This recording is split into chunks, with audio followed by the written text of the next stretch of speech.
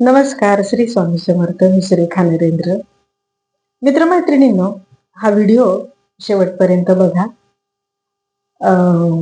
कृपया अर्धवट सोडू नका, कारण याच्यामध्ये मी 2-3 मुद्दे महत्वाचे सांगणार आहे. काल मी एक व्हिडिओ टाकला होता तुम्हाला थँक्यू म्हणण्यासाठी, आणि तुम्ही खूप छान प्रतिसाद दिलाय त्या व्हिडिओला पण, आणि खूप सारे कमेंट्स आणि लाईक आणि पर्सनल फोन करून पण मला मोटिवेट केलेलं आहे. त्याबद्दल पुन्हा एकदा मनापासून धन्यवाद. पण सांगायचा मुद्दा असा आहे की काल मी त्या व्हिडिओमध्ये एक वाक्य बोलले आहे की हा प्रवास माझ्यासाठी इतका सोपा नव्हता. त्यावरच मी जेव्हा विचार करत होते, तर मला असं वाटलं की ही पण गोष्ट तुमच्या बरोबर शेअर करावी.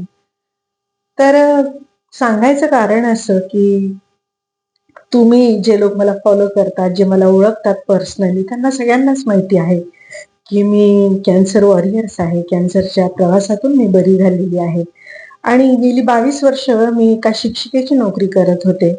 पण जशी मी आजारातून बरी झाले, पुन्हा नव्या उमेदीने मी माझं काम पण मला सुरू करायचं होतं, म्हणून मी जॉईन पण झाले.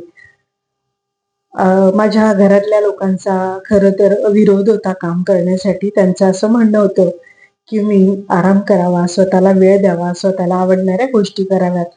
पण कामाने मी इतकी वर्कहोलिक झाले होते, आणि नोकरी करणं म्हणजे मी फक्त नोकरी या दृष्टीने त्या जॉबकडे कधीच बघितलं नाही. मी मुलांमध्ये रमायचे. मी हाडाची शिक्षिका होते. त्यामुळे मला काम बंद करायचं नव्हतं. मी पुन्हा पूर्ण ट्रीटमेंट झाल्यानंतर काम जॉईन पण केलं, म्हणजे शाळेत जॉईन पण झाले मी 1 महिना.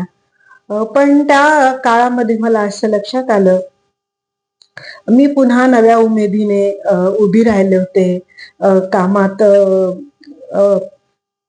नियमितपणा आणण्याचा प्रयत्न करत होते. पण काही गोष्टी असतात, त्या मी आता सांगणार नाही, नंतर नक्कीच कधीतरी सांगेन.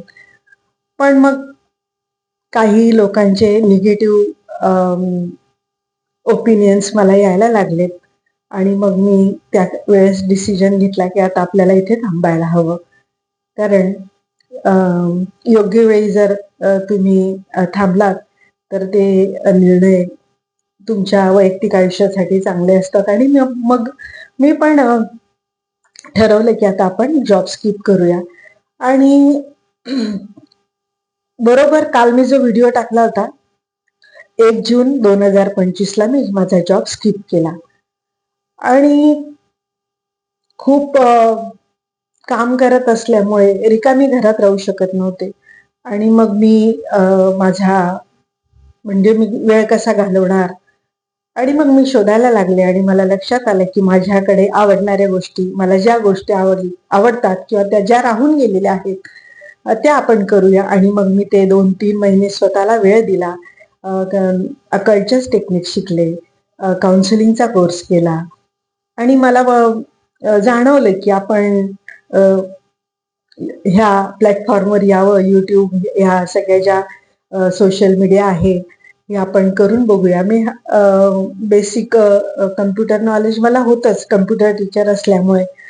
पण मग जेव्हा आपण एखादी नवीन गोष्ट शिकतो किंवा करायला जातो, तर आपल्याला त्यातल्या बऱ्याचशा गोष्टी यायला हव्यात, किंवा आपण ते शिकायला हवं असं मला वाटतं.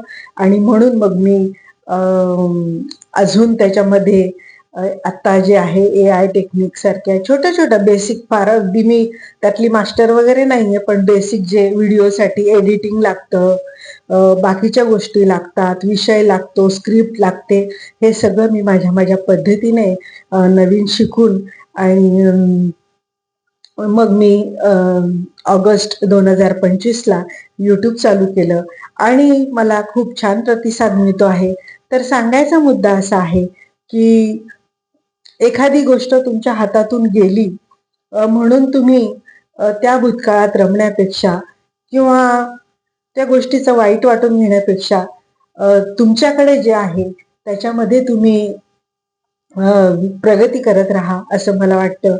आजकाल आपण बघतो 50शी नंतरच्या ज्या बायका आहेत, खूप स्किल असतं तरुणपणी त्यांच्याकडे, पण जबाबदाऱ्यांमुळे किंवा बाकीच्या गोष्टींमुळे राहून गेलेलं असतं त्यांचं करायचं.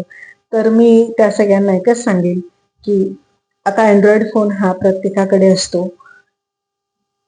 तर त्याचा वापर करा चांगल्या प्रकारे. सोशल मीडियावर या डिजिटल स्किल शिका, जे आपल्याला बेसिक गरजेचं आहे.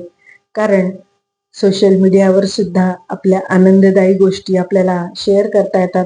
आता माझा जो कंटेंट आहे, तो मी सुरुवातीला मला असं वाटत होतं, की आपण काय देऊ शकतो लोकांना. तर माझ्याकडेच माझा स्वतःचा वैयक्तिक अनुभव होता बऱ्याच वर्षांचा आणि मी तोच व्यक्त करतेय. पण मला तरीसुद्धा खूप छान प्रतिसाद मिळतोय. तर आपल्याकडे जे आहे ते आपण दिलं पाहिजे आणि न थांबता चालत राहिलं पाहिजे. म्हणजे तुम्हाला लोक काय बोलतात, टोमणे मारतात का, तुम्हाला वागणूक कशी देतात किंवा आपण काहीच कामाचे नाही आहोत, ही भावना तुमच्या मनात येत नाही. आणि हे शिकल्यामुळे आणि मी या प्लॅटफॉर्मवर आल्यामुळे मी पण नैराश्यापासून वाचले आणि माझं आयुष्य मी घरी बसून पण बिझी केलं आहे आणि त्याच्यातून आनंद अगदी अजून पैसे वगैरे मिळत नाहीये, पण आनंद मिळतोय, की मी ह्या सगळ्या जर्नीतून आल्यानंतर पण काहीतरी चांगलं करते आहे. तर व्हिडिओ पूर्ण बघितला असेल तर कमेंट करायला, तुमचे अनुभव शेअर करायला नक्की विसरू नका. लाईक करा, शेअर करा आणि आजचा व्हिडिओ कसा वाटला, किती गोष्टी तुम्ही स्वतःशी रिलेट करू शकता हे नक्की सांगा. धन्यवाद. श्री स्वामी समर्थ.